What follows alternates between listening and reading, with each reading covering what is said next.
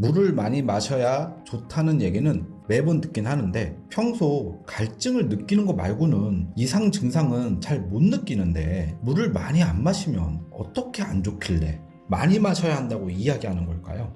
이 부분은 많은 분들이 오해하시거나 잘못 알고 계시는 부분이 아주 많은 편입니다. 먼저 물이 우리 몸에서 어떤 작용을 하고 있기 때문에 필요한지를 아셔야 합니다. 오늘은 물에 대한 오해나 궁금하신 내용을 질문 위주로 풀어보도록 하겠습니다.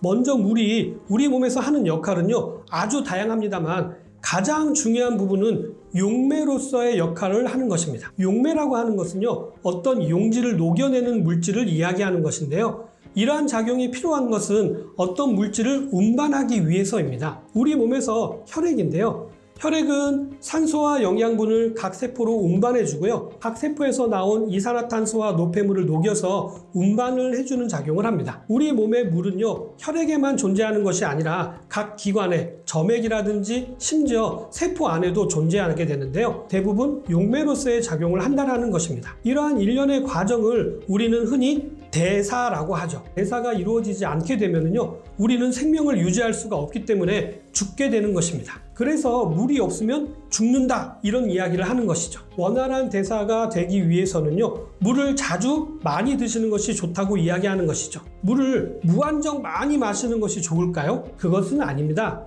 모든 사람의 대사가 다 똑같지 않기 때문에 드셔야 할 물의 양도 각 사람마다 다 다른 것이죠. 그래서 평균이 필요한 것입니다. 그 양이 대략 하루에 2리터 정도라고 이야기하는 것이고요. 그러나 평균이 기준으로 알고 계시는 분들이 많이 계십니다. 누구나 다 꼭 하루에 2리터 이상은 마셔야 된다, 이렇게 알고 계시는데요. 평균은 평균일 뿐이지 기준이 아니기 때문입니다. 혈압이라든지 혈당도 평균치인 것이지 기준이 아닌데도 불구하고요, 혈압이 120을 조금만 넘어가게 되면요, 큰일이 난 줄 알고 걱정하시는 분들이 많으신데요. 평균은 기준이 아니라는 사실을 꼭 기억하시기 바랍니다. 물론 그렇다고 해서 평균을 무시해도 된다, 그런 의미는 아니기 때문에 오해는 없으시기 바랍니다. 결론적으로 말씀을 드리자면요, 물은 하루에 2리터 정도에서 본인에게 맞게 조절해서 드시면 된다라는 의미이지 꼭 하루에 2리터를 마셔야 된다는 사실은 아니라는 것이죠. 식사를 많이 하시는 분은 많은 양의 에너지 대사를 처리해야 되기 때문에요, 더 많은 물이 필요한 것이고요. 물을 더 많이 필요로 하는 대사, 예를 들자면 알코올 대사의 경우에는요, 더 많은 물을 드셔야만 알코올이 더 잘 대사가 되어서 숙취가 줄어들게 되는 것입니다. 체질이라든지 아니면 기초 대사량이라든지 체중 또는 식사나 활동량 등등으로 여러 가지 변수에 의해서 달라지는 것입니다. 오늘 2리터 마셨다고 해서 내일도 2리터를 마셔야 되는 것이 아니라는 것이죠. 오늘 먹은 음식과 활동 내용들이 내일과 동일하지 않기 때문이기도 하고요. 혹 동일하다 하더라도 그날의 기온이라든지 습도라든지 몸의 컨디션 상태에 따라서 대사는 다 달라지기 때문입니다. 이야기를 듣다 보니 더 궁금해지는 게 많은데요. 따뜻한 물을 많이 마시면 다이어트에 도움이 된다고 하는데 이것도 사실인가요?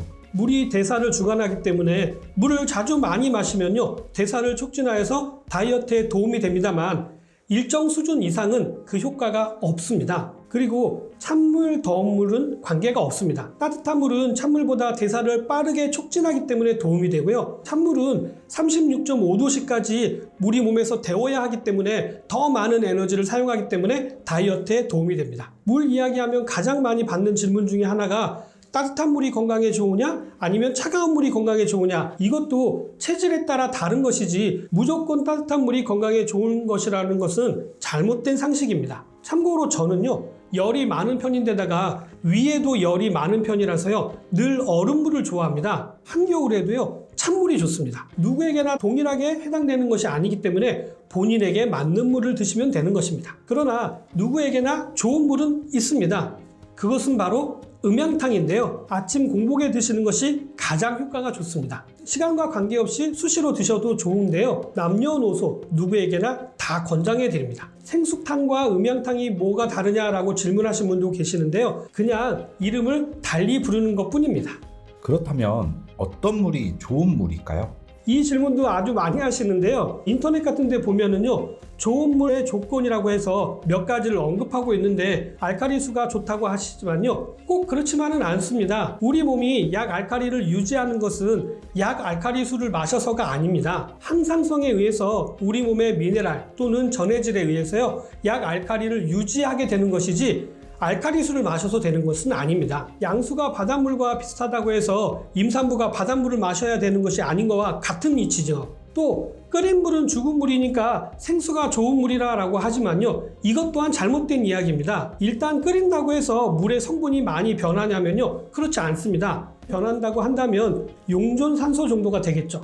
그러나 물을 2시간 이상만 식히게 되면은요, 용존산소의 양은요, 끓이기 전과 끓인 후 별 차이가 없습니다. 단 용존산소의 양은요, 물 맛에는 영향을 줄 수가 있습니다. 이것 때문에 생수가 좋다라고 하는 것 같습니다. 또 다른 오해는요, 미네랄이 풍부한 물이 좋은 물이라고도 하시는 분들이 계시는데요. 물론 없는 것보다 있는 것이 좋지만요, 물 안에 미네랄이 있으면 얼마나 있을까요? ppm 단위로 들어있습니다. ppm이라고 하는 건요, 100만 분의 1 단위를 이야기하는 것이거든요. 아주 미량을 표시할 때 ppm이라고 하는 단위를 사용을 하게 됩니다. 물로 미네랄을 보충을 하시려면요, 우리는 24시간 내내 물을 마셔도 미네랄이 부족할 것입니다. 차라리 미네랄을 공급받으시려면요, 과일이라든지 채소 또는 해산물을 드시는 것이 훨씬 더 다양하면서도 많은 미네랄을 섭취하실 수 있는 방법이 될 수 있습니다. 또 클러스터에 대한 이야기를 하고 계시는데요. 클러스터라고 하는 것은 물 입자의 크기를 이야기하는 것입니다. 크기가 작으면 작을수록 빠르게 흡수가 되기 때문에 빠른 갈증 해소라든지 꼭 물이 필요한 곳에 공급하는 데는 도움이 될 수는 있습니다. 입자가 큰 물도요, 시간이 지나면 우리의 대장에서 흡수가 일어나게 됩니다. 이것은 좀 더 좋다라기보다는 더 빠르다가 맞는 이야기입니다. 대표적인 물이 또 있죠. 이온 음료입니다. 이온이 들어가 있으면 더 빠르게 흡수가 되는 것이지 더 좋다라는 의미는 아니라는 사실이죠. 평소에 물을 꾸준히 잘 드신다면요, 해당되는 내용이 없기 때문입니다. 이렇듯 좋은 물이라는 것은 인체에 해가 없는 물이라면 다 드셔도 되고요, 한꺼번에 많이 드시기보다는 조금씩 나누어서 드시는 것이 아주 중요한 방법입니다. 수돗물을 마셔도 되느냐, 또는 정수기 물을 마시는 것이 더 좋으냐, 어떤 것이 더 좋으냐라고 질문하신 분들도 많이 계시는데요. 일단 우리나라 수돗물은요, 마셔도 되는 아주 좋은 물입니다. 수도관 정비 사업을 통해서 많이 개선이 되어져 있고요. 그리고 정수기 물에 대해서도요, 수돗물에 연결되어져 있기 때문에 당연히 마셔도 되는 물인 것이죠. 우리나라 정수기는요, 마실 수 있는 물을 마실 수 있는 물로 만들어주는 기능을 하는 것입니다. 물론 필터를 통해서 일부 미네랄 성분이 추가된다거나 세균의 수가 줄어드는 효과는 있을 수 있습니다만 유의적인 차이는 없는 것으로 알려져 있습니다.